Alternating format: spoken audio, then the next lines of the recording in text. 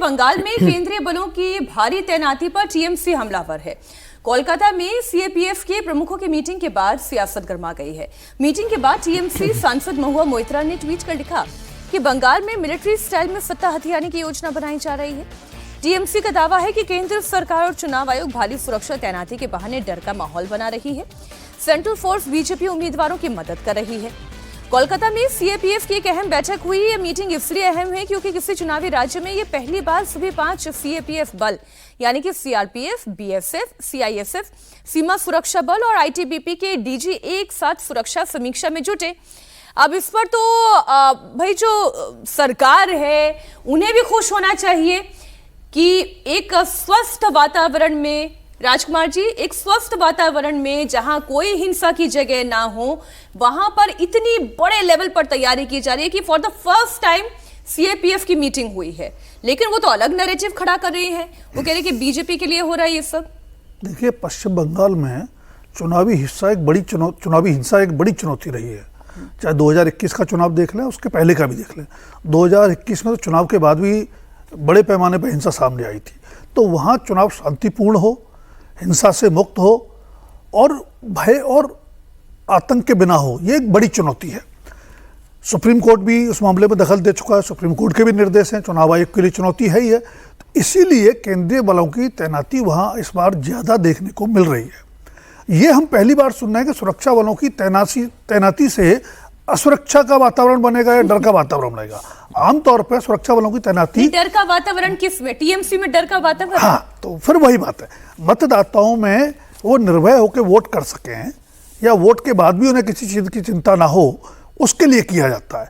उसके बाद अगर आपको लग रहा है कि इस पर इस तरह की प्रतिक्रिया आ रही है, तो कहीं ना कहीं तृणमूल कांग्रेस को अपने बारे में सोचने की जरूरत है। क्या उन्होंने कोई ऐसा वातावरण तैयार किया है जो सुरक्षा बलों की तैनाती से भंग हो सकता है? तो मतदाताओं की सुरक्षा, स्वतंत्र और निष्पक्ष मतदान चुनाव आयोग की भी जिम्मेदारी है और मुझे लगता है पूरे शासन तंत्र की जिम्मेदारी है, एक स्वस्थ लोकतंत्र के लिए। मैं सर 5 साल पहले की ही एक तस्वीर दर्शकों को याद दिला दूं। मुझे इसलिए ये ध्यान आ गया क्योंकि हमारे सहयोगी पवन नारा वो पश्चिम बंगाल में लगातार रिपोर्टिंग कर रहे थे और आपको ध्यान होगा उस वक्त तो कोविड के इस माहौल से बिल्कुल ऐसी परिस्थिति थी। इतनी चुनावी हिंसा वहां पर उन्होंने देखी कि मीडिया तक पर पथराव हो गया। हमारी गाड़ी तोड़ी गई थी, पवन को भी चोट आते आते बची थी, हमारे कैमरा पर्सन को चोट आते आते बची थी। और फिर मतदान के दिन भी कुछ ऐसी ही तस्वीरें सामने आई थी। अलग अलग पोलिंग बूथ पर हाथापाई हो गई बीजेपी टीएमसी के कार्यकर्ताओं के बीच में। कहीं पर वोटिंग की प्रक्रिया बीच में बाधित हो गई। क्यों? क्योंकि वहां इतना तनाव हो गया कि अंदर जो है वो अंदर रह गया और बाहर जो है वो अंदर जाने नहीं दिया जा रहा था। तो अब तो ममता बनर्जी को खुश होना चाहिए, महुआ मोइत्रा को खुश होना चाहिए, लेकिन वो खुश नहीं है, वो डर रहे हैं। देखिए, इससे एक ही बात लोगों के प्रति मतलब मन में जाती है कि क्या आप सच में जो मशीनरी है, जो आपकी स्टेट मशीनरी है, उसका इस्तेमाल करना चाहते हैं इलेक्शन में, अगर आपको डर लग रहा है तो ये बिल्कुल साफ है कि पश्चिम बंगाल में, जैसा कि उन्होंने कहा कि पश्चिम बंगाल में जो चुनावी हिंसा है वो काफ़ी लंबे समय से, अभी से नहीं, जब वामपंथी सरकारें होती थी तब से, और टीएमसी में भी जो हिंसा है उसको बढ़ावा मिला है, चुनावी हिंसा को।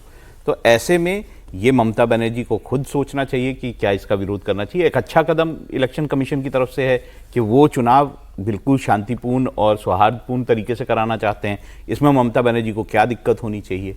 क्या सच में ममता बनर्जी ये सोचती हैं कि जो सेंट्रल फोर्सेस हैं वो जो है वो कहीं बीजेपी से मिले? ऐसा होता नहीं है। सेंट्रल फोर्सेस का काम होगा कि वहां पर वो सुचारू रूप से चुनाव चलाएं। अगर आप डर रहे हैं तो इससे लोगों के मन में शक होगा कि क्या आप कुछ और करना चाहते थे स्टेट मशीनरी के जरिए। बिल्कुल।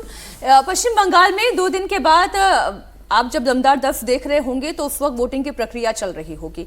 इससे पहले बंगाल वापस लौटने वालों की तादाद बढ़ गई है और इसका असर बंगाल जाने वाली ट्रेन पर साफ दिखाई दे रहा है। ट्रेन में भारी भीड़ है। नई दिल्ली स्टेशन से इसके बकायदा स्पेशल ट्रेन चलाई जा रही है जिससे कि बड़ी संख्या में लोग वापस पश्चिम बंगाल लौट सकें और अपने मताधिकार का इस्तेमाल कर सकें।